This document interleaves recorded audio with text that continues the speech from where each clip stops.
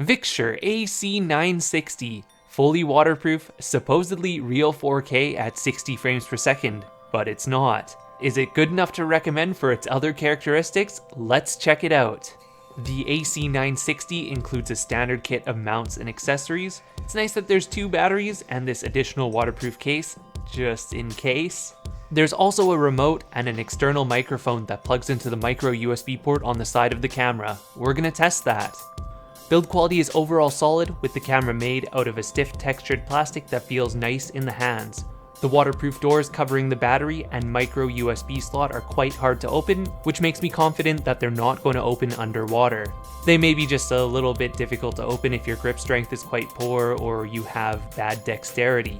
2 buttons on the top, 1 on the side, and of course on the back of the camera we've got this big touch screen. This is very similar in build quality to the Akaso Brave 7, XTU X1, XTU X3, and even the Victure AC940, which just lacks the forward-facing screen.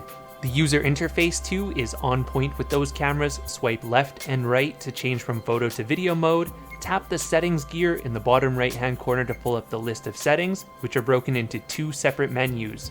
One for the current mode you're in, such as photo or video mode, and one for overall camera settings. Back on the main screen, tapping on video opens the mode switching, or tapping the little playback button on the bottom left hand corner opens video playback. Finally, in order to switch screens, press and hold the menu button on the top of the camera. And now moving on to video quality, the AC960 is not real 4K at 60 frames per second. It certainly creates a video file that is 3840 by 2160 and has 60 unique frames per second, but the overall resolution is more like an upscale from 1080p. In fact, let's look at it side by side with 1080p. And you can see that the 1080p 30 actually has more resolution than the 4K at 60 frames per second. All this 4K 60 mode does is create a bloated file that wastes memory card space. What about 4K at 30 frames per second? Well, 4K 30 with the image stabilization turned off is pretty close to real 4K 30. It's got a good amount of detail, a little bit of chunkiness here and there, but not too bad overall. Turning the image stabilization on reduces the video quality slightly, making it closer to 2.7K at 30 frames per second. Arguably 2.7K 30 is the best resolution that this camera films at because it's got a good amount of detail, nice smooth frame rate, and image stabilization. Stepping up to 4K from here doesn't really improve detail all that much, so I'd stick to 2.7K 30 for better file sizes. Next on the list is 1080p 60, and unfortunately the AC960 exhibits some of the same symptoms of an unoptimized 1080p 60 that other budget action cams do, namely just chunky video quality that's overall lacking detail. Check it out side by side with 1080p 30 and it's a little bit easier to see what I mean. The 1080p 30 that this camera produces is pretty damn good overall, lots of resolution, and again it's one of those resolutions I would recommend using if you are going to buy this camera. Stabilization quality from this camera is pretty good overall as well. It's not as effective as other high-end cameras like the Osmo Action or the XTU X1, but it is adequate for road riding, a little bit of bumpiness here and there on side trails, and when I'm walking and talking, well, as long as I'm trying to hold my arms smooth, it does reduce most bumps and jostles. For a lot of people, walk and talk video quality is important, so this is what it's like when I'm holding the cameras out in front of me, just walking and talking straight to the camera. The image stabilization is turned on, but I'm not using anything like a gimbal. So here we are, we got this lovely tree. Now let's turn around and give it a jog. Jog and vlog. So this is what it's like when you're jogging and vlogging with these 2 cameras. It's so hard to hold them still.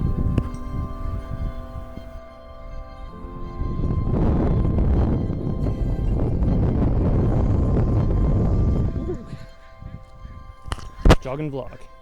This is an audio sample from the Victure AC960 versus the Victure AC940.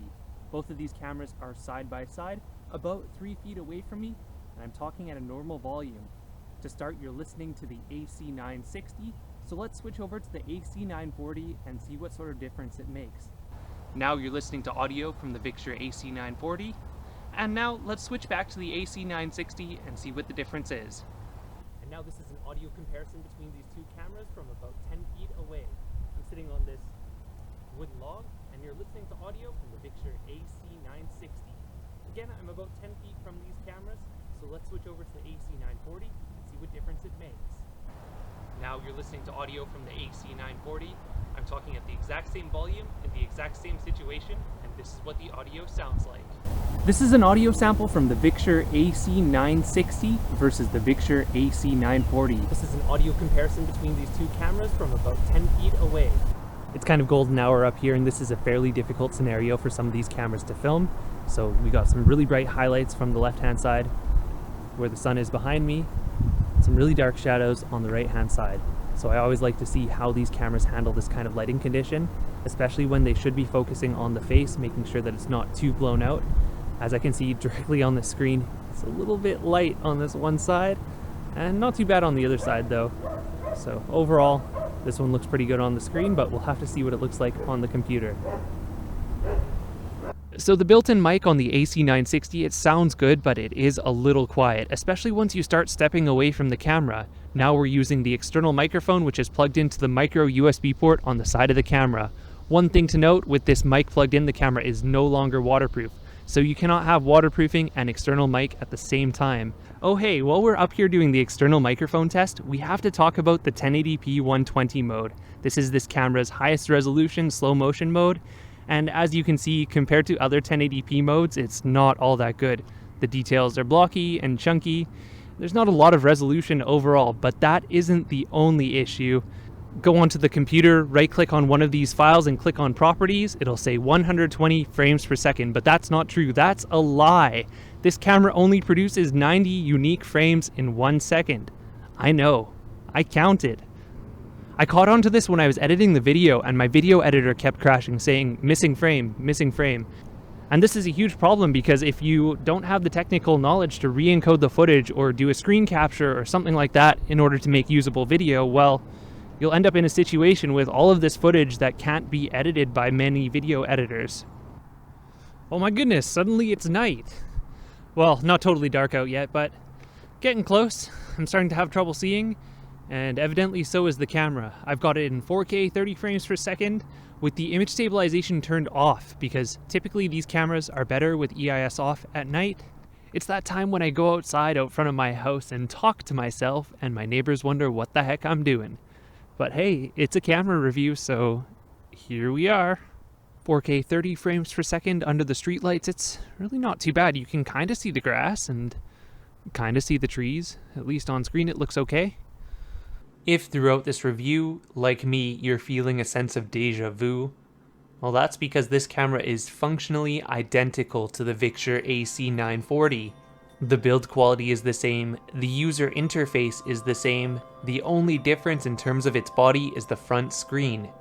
Video quality too, nearly identical, down to the differences in detail between 4K 60 and 4K 30, the stabilization quality, the photo quality, and the only major difference may actually be audio quality, where the AC960 is a little bit quieter but has more bass, and the AC940 is louder with more clarity. Show me two clips from these cameras side by side without the audio playing and I'd honestly have no idea which camera produced which.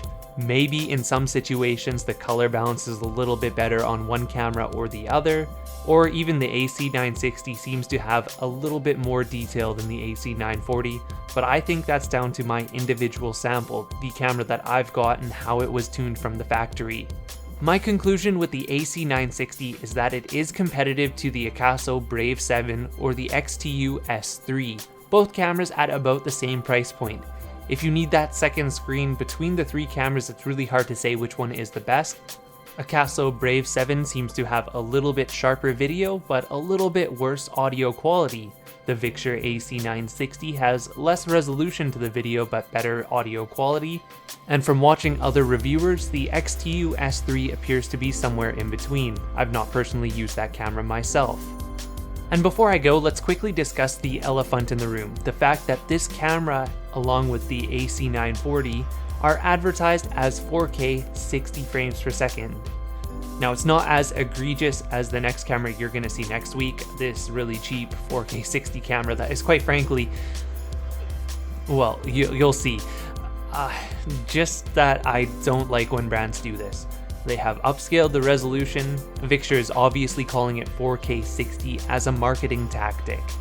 Thing is, I, along with other Western audiences, am a firm believer in truth in advertising, being honest about your product.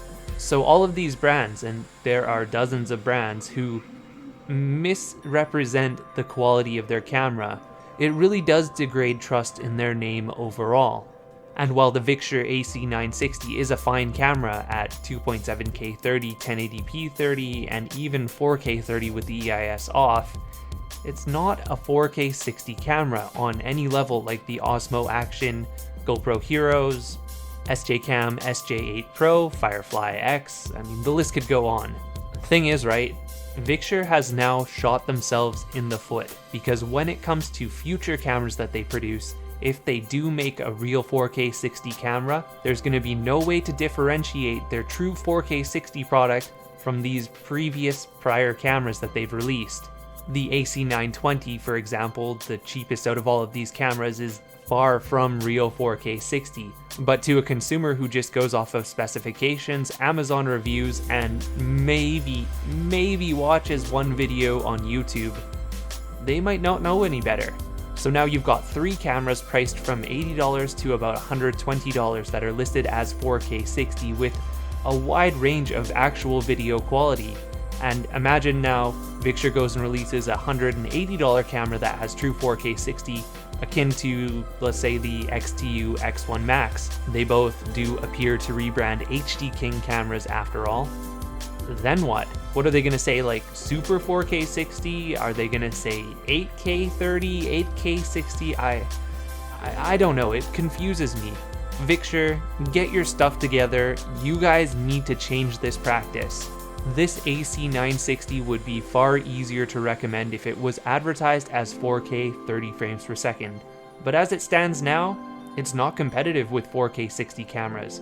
It's not competitive with Osmo, it's not competitive with Firefly X, and it's not competitive with XTU X1.